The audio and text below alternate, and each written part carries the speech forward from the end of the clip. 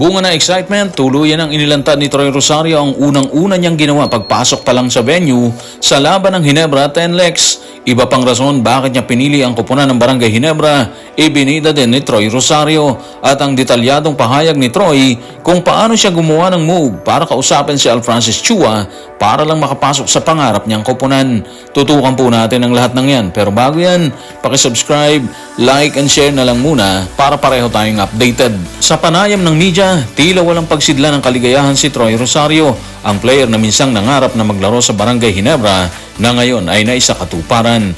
Kaya naman ang tanong ng bayan, ano ang una niyang ginawa pagpasok pa lang sa venue para sa unang laban ng Barangay Ginebra sa NLEX?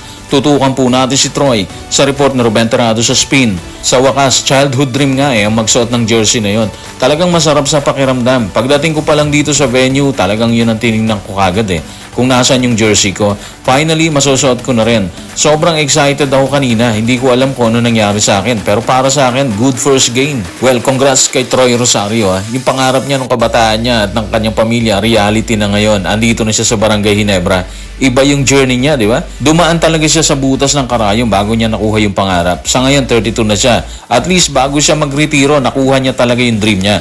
Anyway, nagtrabaho naman siya kagabi sa Barangay Ginebra. Nagtala si Troy ng 9 points, 7 rebounds at 3 assists sa loob yan ng 30 minutes. Babad talaga siya dito ha. Ibig sabihin, sinulit talaga ni Coach Tim ang pagpasok niya dito sa koponan.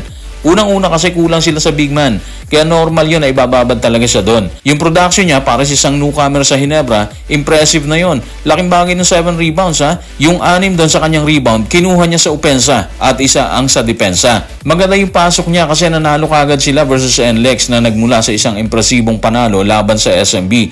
Mabigat na laban yung kung tutuusin. Pero hindi talaga natinag ang Ginebra doon. Nalimitahan din nila si Robert Bolick na sobrang nanalasa sa laban nila sa SMB. Bukod dyan, kumamada talaga ng hustong Ginebra sa pangunguna ni Stephen Holt na nagtala ng 26 points, 2 rebounds at 2 assists. Si Brownlee given na yun na magpo-produce talaga siya. Meron siyang 24 points at 12 rebounds, 3 assists, 1 steal at 2 blocks. Tindi ni Brownlee ha, all around yung performance niya dito kagabi. Siyempre, andyan din si Japet at si Ahan Misi. Actually, team effort naman yun, pero sila talaga yung kuminang kagabi versus NLEX. Again, congrats sa Ginebra at kay Troy Rosario. Bukod sa aminado si Troy na pangarap niyang makasama sa hanay ng Barangay Ginebra mula sa kanyang kabataan, inamin na rin ito ang isa sa mga rason bakit niya kinuha ang oportunidad na makapasok sa pinakasikat na koponan sa liga. Tanong, ano pa ang ibang rason bakit niya pinasok ang Barangay Ginebra? Tutukan natin si Troy sa report ni Ruben Terrado sa Spin. Hindi na rin ako bumabata. So yung goal na makakuha ng championship pa hanggang matapos yung career ko, yun na talaga yung number 1. Ano mang mangyari, gusto kong pumasok sa playoffs. Once na nasa playoffs ka, yun na yung chance. With a couple of games, talagang padagdag ng padagdag yung chance na makakuha ng championship. Wise decision talaga, no? Sa edad niya na 32, papababa na talaga siya dyan. Kaya bukod sa seguridad ng kanyang pamilya, championship din ang isa sa mga rason bakit niya sinubukan talaga yung Barangay Ginebra. Sa tingin naman natin, hindi pa huli yung lahat. Alam naman natin ang Ginebra, may kakayahan sila sa aspeto ng kampyonato. Medyo hindi lang sila sinuwerte sa mga nagdaang conference. Kaya nalaglag sila or natalo sila doon. Pero gano'n naman sa laban may nananalo at may natatalo. Hindi natin alam kung ano yung future. Pero hanggat andyan pa sila, lahat may possibility yan. Lahat pwedeng mangyari. Base sa record, last na natikman ni Troy Rosario ang championship noong 2021 sa TNT pa yan sa Philippine Cup.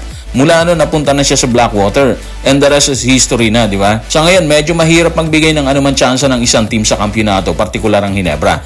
Pero habang lumalaban at habang determinado ang isang team, lahat yan walang imposible. Depende na lang siguro kung paano nila kukunin ang bawat laban. Sa kaso ng Barangay Ginebra, andun yung gigil. Gigil kasi ilang subok na nila na nabibigo sila. Nung huli sa Governor's Cup versus TNT kasama si RSJ. So siguro tingnan natin kung saan sila makararating ngayong conference. Habang naghahangad ng isa pang kampyonato si Troy Rosario, lumabas naman sa interview ng media ang totoong nangyari kung paano siya nakapasok sa Barangay Ginebra. Dati nang lumabas na si Scotty ang nanguna para makapasok siya sa kupunan. Pero tila may hindi pa alam ang lahat tungkol sa issue dahil sa pahayag ni Troy, siya pala mismong nakiusap para sa slot ng kupunan. Narito ang patunay.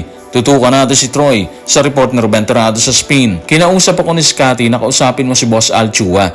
Nag-ano na ako na kausapin si Boss Alchua kasi siya na lang yung hindi nakikipag-usap na Kung boss, kung interesado kayo sa akin, pwede ako. Naging maayos naman ang usapan. Finally, nagkasundo.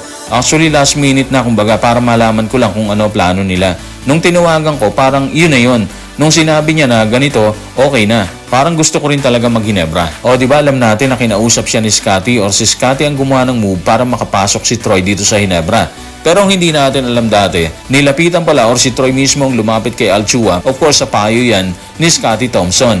Ibig sabihin, ganun siya kadesidido talaga na makabilang sa hanay ng Gene Kings. Luckily, gusto rin talaga siya ng Ginebra kasi nga, kulang na kulang naman sila sa pader sa gitna, di ba?